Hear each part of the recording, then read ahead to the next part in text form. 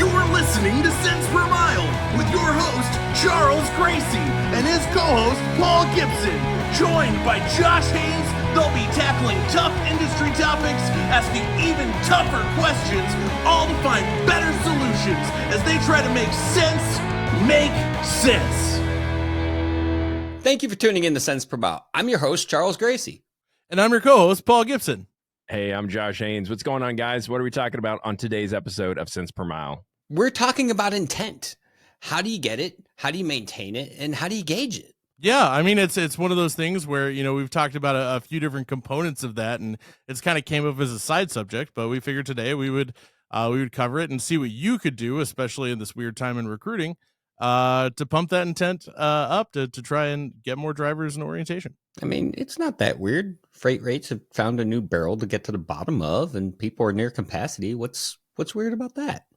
I don't know. I think the cool word right now is stagflation. So we'll see what happens in this economy.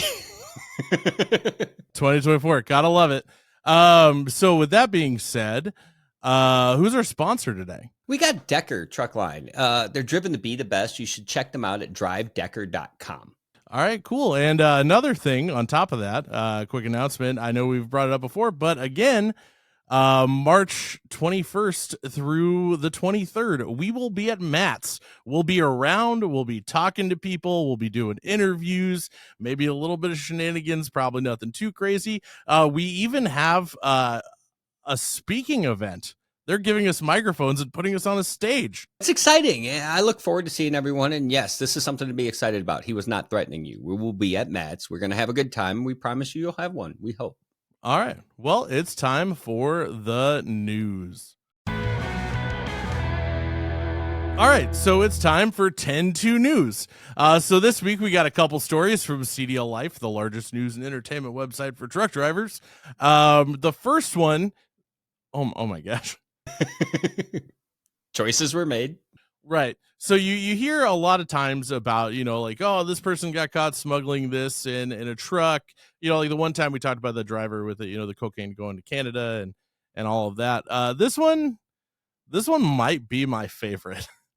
So this truck driver was smuggling cocaine basically across the border in a load full of limes. $3 million of cocaine to be precise. But instead of just like packing the cocaine like under the trailer, like inside the barrels of limes or the tubs of limes, there were tubs. We if we can show the screenshot. But what they did was for the cocaine, instead of just burying it or packing it somewhere or putting it inside the limes or something innovative, they literally just wrapped the limes and wrapping paper. Or sorry, they literally wrapped the cocaine in wrapping paper with photorealistic limes on it. This photo, man, as soon as we pulled it up, I started chuckling to myself because I'm like, oh, someone actually thought this was a good idea. So they're like, oh, how do we smuggle these limes to where no one would have any idea? Oh, well, let's just wrap the cocaine in lime paper. I just want to know, like, do people make lime themed wrapping paper? I guess they have to. Apparently they do. And they got a hold of someone when they were trying to smuggle his cocaine. But yeah, I guess when he pulled up, one of the canine agents started barking, and so they got suspicious. They went in, they went through all the limes and found cocaine wrapped in lime wrapping paper. He might have had a better chance if he had like half a trailer of Corona or something. Right. At least it sounds like a party. So that being said, our second one, CDLLife found out what truckers are saying about the Airbnb of truck parking, which I found as an interesting title. And turns out it's about Truck Parking Club, our buddy Evan. Yeah, this is kind of cool, man. So they've been doing some cool stuff, but he went on the road trip with Indie Trucker to see what it was like out on the road. And, then he went in before the Tennessee Congress to talk about the whole truck parking shortage and how much more can be done there.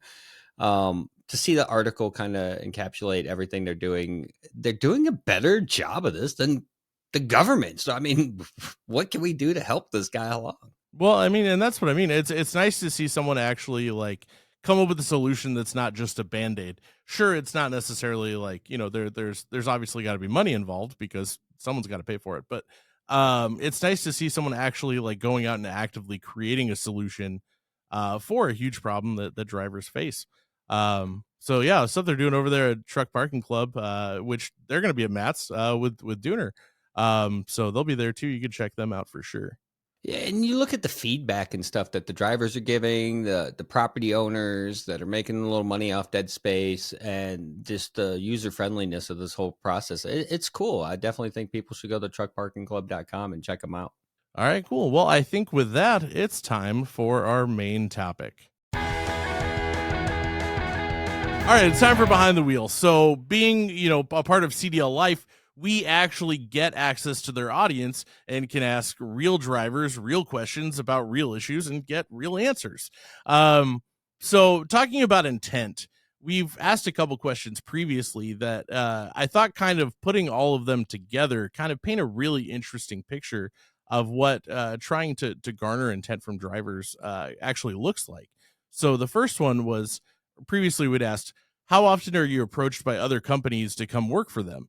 27% said daily, 18% said weekly, 17% said multiple times per month, and 38% said rarely. Now, on another one, we asked about if drivers look at multiple companies when they're changing jobs. And then additionally, we had asked how many they actually apply for. So 80% of drivers look at multiple companies when changing jobs, and over 60% of them apply at multiple carriers. So not only do you have 60% of drivers being approached multiple times a month about working at other carriers, 60% of these drivers are actually applying at multiple carriers. We've talked about this stuff before where a lot of people think you have to address leads differently and applicants differently depending on the source, and you kind of do. But whether they're a match lead or a direct lead, they're making multiple attempts, so they all should be treated with the same sense of urgency, in my opinion, because they're not just knocking on one door, and depending on the door they knock on, they might actually open several doors. But then, I mean, the question with that though too is yeah, while we've talked about it before, like a lot of drivers, it's kind of a fact finding thing, that sort of stuff. But like my question is, from a carrier perspective, when that is the situation you're dealing with, how do you create intent out of that? Well, I mean, crazy thought here is you have to build meaningful connections and you have to have meaningful conversations and you have to be authentic because they talk to so many people that they've been baptized by fire and they can read through the BS. And that's what I mean. There's lots of things you can, that you should be doing. But I guess a better question, which leads us towards our main topic, is how. So that's pretty much what we're talking about today. So I think it's a good segue into our main topic. All right, gentlemen, it's time for our main segment, which is Make Sense, Make Sense. I'm going to pass it over to you guys to make some sense out of intent. When you're doing recruiting, you're dealing with people. We've talked about this multiple times. And when you're dealing with people, that is your wild card. You could have the best marketing. You could have the best, most motivated recruiting setup. You could have the best lead gen, feeding your system. But if you can't deal with people, you're going to fall flat. And part of recruiting is being able to gauge their engagement. And in order to have that, you have to have those meaningful conversations. So I think there's a lot that goes into building intent that a lot of people don't think about. They just want to put a measuring stick against it and say, hey, where's my ROI? But your ROI gets convoluted when you're dealing with people. There's multiple contributing factors that determine your success, both technical and in the execution of the conversation. So I think we should just start dissecting it from start to finish. What do you think, Paul? Yeah, I think that's great. So, I mean, from the start of it, like we had just previously talked about in the Behind the Wheel segment, you have all these multiple carriers that, a lot of them, while every carrier is different and you can present yourself different ways, ultimately the job is relatively similar. Like, I mean, if you're doing OTR, like, I mean, realistically, the biggest difference is going to be what kind of trailer is you're hauling behind you and like what kind of stuff you're loading and how far your length of haul is. But ultimately there's a lot of similarities. So with that, it's like trying to make yourself stick out, I think boils down to experience. Like, what is the experience like for the driver who's checking out your company? Well, and that starts somewhere. So, I mean, let's look at how intent starts early in the process, in my opinion, in the marketing. And, you work in media, you know how important it is carrying across that message properly and accurately depicting what it is. It starts in your marketing, capturing that culture, capturing the job, communicating that thoroughly through the marketing. And then there's the technical side of things. There's all kinds of technology that can help gauge engagement and build intent behind the leads and the applicants. Being that you guys work on lead gen on the CDLLife side, that's your specialty, is helping build that higher intent, bringing those applicants forward. But at Hot Seat Services, we deal with people. We're dealing with real conversations. We're presenting them with the offers. We're making sure that we connect those problems to solutions wherever we're looking at sending a driver.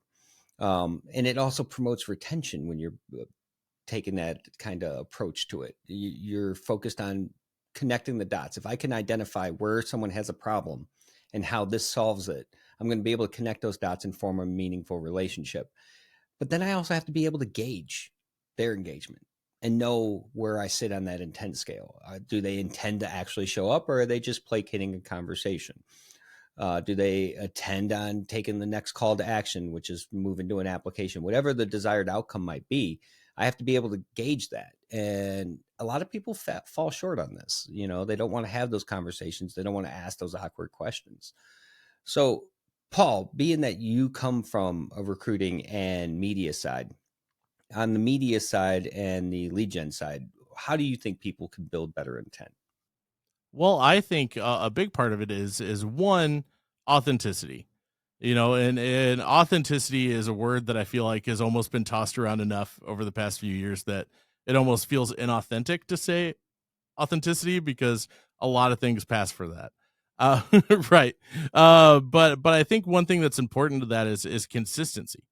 I mean, like, so for instance, like, just even as a normal person, if you're getting any kind of offer, if what is stated in the ad that you see, whether it's a video, whether it's, ad copy, is the exact same thing you hear the first time you talk to a person, like almost verbatim, that provides a sense of comfort. There should be that consistency there. And then, on when you get to orientation, or you talk to anybody else between talking to the recruiter the first time in orientation, whether you're a company that lets them talk to a member of operations, or you have somebody, a processor who like books travel and that kind of stuff, it's important to have extremely consistent, almost like similar verbiage messaging the whole way through. I think that's huge, especially, and that starts with marketing, because that gives a sense of intent. It drives a point home. It's something that's going to stick in their head, but it also provides a sense of comfort that you're not just making stuff up, or say whenever you get to the sale, it's what they bought into, that gave them any sort of interest that got them on the hook, is a thing. And I think it's important to keep in mind, like, that's just one of the many ways you can do it. One of the quirkier things that I did when I was working at boots on the ground in recruiting was I got comfortable being uncomfortable. So one of the things I read in a book one time about, asking questions is more powerful than making statements. So I tested one of the things I read in the book. It was a very uncomfortable situation. I had just had a driver turn down my job offer. And I just diverted back to the chapter I just read in the book. And I'm like, hey, is there something I said or didn't say that caused you to lean this way? Or is there something I did or didn't do? And I'm expecting this person to kind of laugh at me. It was uncomfortable. It was the first time I'm letting these words leave my mouth in unfamiliar territory. And the response was actually overwhelming. The driver was shocked that I was willing to not just hang up the phone and move on like most recruiters would do, and that I cared enough to try to not only better ourselves as a company, but my approach. And they told me what the competitors were offering. They told me what was being presented out there, and that they were so kind of moved by the fact that I still kept poking and interested in why, that driver wound up next week showing up to our orientation just out of that, because no one else does it. So I think that there's a lot of ways to increase intent. and depending on how you're structured, depends on which ones will work for you. But I think just being able to evaluate it, put yourself out there and ask those questions. You might not like the answer, but you might be able to be better because of it, or measure. Well, and I think that's vital too, because it's one of those things, like I hate that, people say that there's a sales aspect to recruiting, because there is. But at the same time, it's one of those things, if you look at it from that perspective, it's like any time that there can be a sales aspect, usually you're trying to provide a solution. And if you're not, I mean, usually that's the best way to do it, is to present it as a solution. And this driver is calling you looking for a solution. Either where they're working at isn't working great, or they want to improve, their lifestyle, or, stack cash for the future, or whatever it happens to be. But like, you're providing a solution. And if I call you and you're trying to sell me a product or a position or something like that, and you're just like spouting at me everything, the stats, what you can offer, I can do this for you, I can blah, blah, blah, blah. If you're not asking questions, you don't know what I actually need. So you can't tell me what you can provide me that can actually solve the issues that I have, or, like solve for whatever I'm looking to do. And so I think it's huge to ask those questions, because then once that person knows that you're actually there to solve their problems, that's kind of a game changer too. And you're way more likely to keep someone on the hook that way.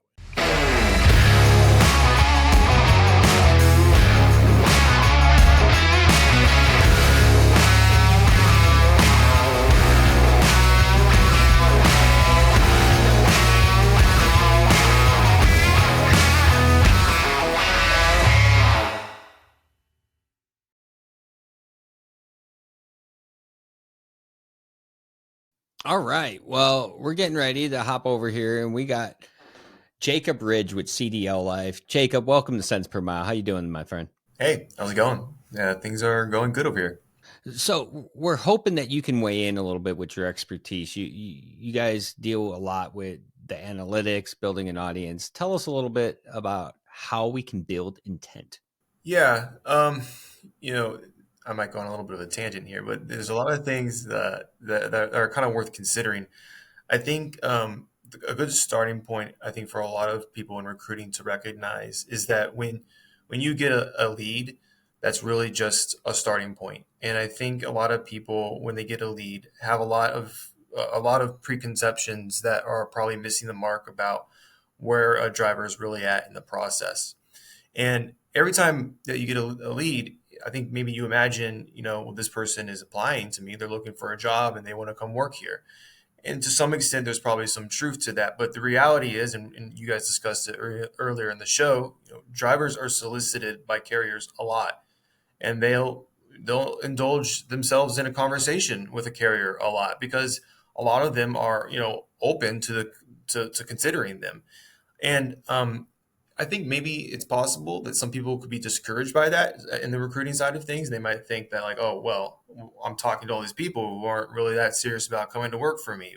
I think that's probably the wrong attitude. I think in a lot of ways that it's actually a really positive thing, and it's a really great opportunity to start a relationship, because realistically, a driver is, when they're considering changing jobs, they're not considering every company out there all at once. When they're genuinely ready to move, they've had 5 companies that they've probably talked to in the past 6 months, and maybe they weren't ready at the time, but they've talked to them before. They've got a rapport with somebody. They've learned a thing or two. They've compared and contrasted. And really what you want to do is you want to have a pool of as many drivers that are in that state as possible. And to do that, you have to start having those initial conversations. You have to start building relationships with them. They have to have a certain degree of familiarity with you, and then you with them as well. I mean, you want to think about it a little bit as if, like, you had a buddy that you wanted to come work with you, and he's kind of thought about it once or twice. And are you going to have the conversation once and he wasn't ready then, and then just never talk about it again? No. You're going to probably kind of poke him here and there. Something new happens, send him an article, call him again, hang out with him one time and just have check-in calls, and maybe kind of push him again to fill out an application again. And you're also not going to do that by just sending him like a pre-planned text once a week, or shooting him an email with the same. Wait, You mean repeated templates over and over again and beaten down by submission does not work for hiring? Well, it's definitely not authentic, and it's also not a real relationship. And drivers are real personable people, and relationships matter a lot to them, and trust matters a lot to them. And to do that, you're going to actually have to kind of invest a little bit of time in them. And I understand time is money, right? And that's difficult, and you really have to get the right signals, and you have to have the right partners in place for your recruiting and your marketing to get the signals about where drivers are at and what your next steps need to be as a recruiter to be efficient with your outreach, right? And to be efficient with your recruiting time. And ultimately, you want to get your recruiters on the phone with somebody, and you want to have them have some kind of productive conversation with them. But is productive merely, do I get someone to come to orientation next week? I don't believe that that's really the sole definition of productive. I think productive is, I've got relationships that I'm cultivating with a big pool of drivers, and I've got good candidates for tomorrow, next week, next month, 3 months, 6 months from now, because I'm actually starting to build that pool of drivers. That is what we call intent. That's what we call building and sustaining intent. And that's how, yeah, that's I didn't say pipeline. No. That's intent. And that's how you cultivate a real relationship. And you have to have signals to do that. And you have to have a plan in place. You have to have partners in place to be able to do that. So speaking of partners and people that can help you with intent, you guys are in the business of building intent. What's some of the cool things you got to help with this? Of course, we do our lead gen services, and we've got a big audience where we can help you get in touch with drivers and get your message out there and get them familiar with you. And beyond that, because then you want to start having a conversation about, well, how do I get those initial touch points into relationships, and how do I give my recruiters indicators about how to build relationships with that driver? And we have a tool called Driver Connect, and it's really helpful in this direction for a lot of ways. One way in which, when you get a lead, you can kind of get some insights about that driver, and you can kind of get an estimation of what their intent is like, also what their competition is like. It can also kind of give you tools to start grading the recruiter's assessment of whether or not you think this person is a good fit or a poor fit. If you think you need help reaching out to this person, that kind of intel given back to our system through Driver Connect will help us to find more drivers who are similar. Also will inform our lead nurturing so that we can lead nurture them in a direction that's productive for you. And we also, the core of Driver Connect, have a functionality where you can put in there the direct line to a recruiter and their name and the times that you're best available to receive calls. And then we'll have our agents, our call center agents, work within that schedule to go out there and help get in touch with that driver and get that driver on the phone with you directly to a recruiter with a name and a direct line. And that's closer relationship. And that's what Driver Connect does to help you build a relationship with that driver. So that's really cool stuff. So just kind of recapping, we talked earlier about how Truck Parking Club is solving the truck parking problem, and Hot Seat Services is connecting today's drivers to today's carriers. And you guys are over here building a massive audience and increasing intent. I mean, it sounds like the end of the days for all the problems coming to trucking in one place. We definitely recognize that the task in front of recruiting is a big one, is a difficult one, and that the market's very. Well, hold on, recruiting is easy. It's like unicorns, rainbows, fluffy clouds made of cotton candy. It's easy. The market is tight, and recruiters have a big task in front of them, and drivers are also becoming aware that they're a hot commodity, and their needs and expectations have changed a little bit as well. You know what's a hot commodity? Some freight right now. That's what we all need, is some freight right now. There's a lot of drivers out of there. There's a lot of trucks on the road. We need some freight. I think you guys are solving a lot of problems. The next one you need to turn your light to is finding us freight. Jacob, if people wanted to get a hold of you guys over at CDLLife, how would they do so? Yeah, I would recommend that you all visit our website at cdlconnect.io and learn more about us. And there's an option there to get in touch with us, and let's start a conversation about what you need and what we can do for you. Well, great stuff as always. Appreciate you coming on Cents Per Mile, my guy. Too often, recruiters struggle to reach qualified applicants or prioritize which leads to contact.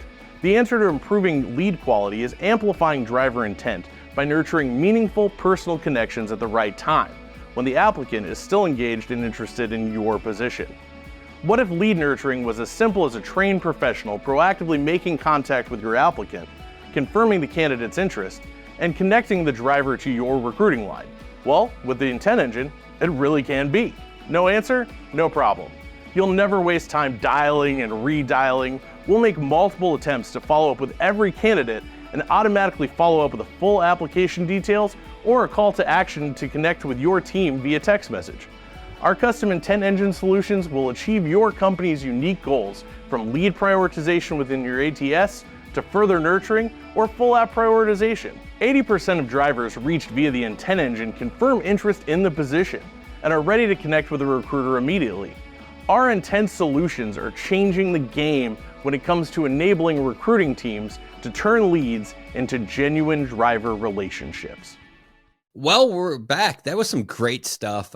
We talked about intent, how you gauge it, how you get it. Jacob over at CDLLife gave a couple key tips to how you use that and what you should be looking for. But Paul, it comes down to what we've talked about before: having communication, building relationships, and paying attention to what's going on out there. You have to be intentional about gaining intent. Right. Well, I mean, it's all about relationships, and it's all about building relationships.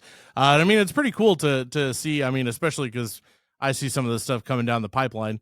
So if you ever want to nerd out with me about it, Buzzword, right? Again. But I see a lot of the stuff coming out and the stuff on the horizon too. And like some of the stuff they're doing over there to actually just foster these situations that companies should be able to put themselves in anyway, but like doing like it almost like supercharge the process. It's pretty cool. So I think especially on your end, the future of recruiting, I think there's some pretty cool stuff coming. the future's here. It's hot seat services, brother. Well, you got stuff that you could be equipped with too. Hey, speaking of the future, Charles, don't forget, we will be at Matt's. We're going to be at Matt's. We're going to be on stage. Looking forward to it. You guys should go to the link down below. Register if you're not already going. But other than that, we will see you next week. Thanks for tuning in to Cents Per Mile. I'm Charles Gracie. And I'm your co-host, Paul Gibson. See you next time.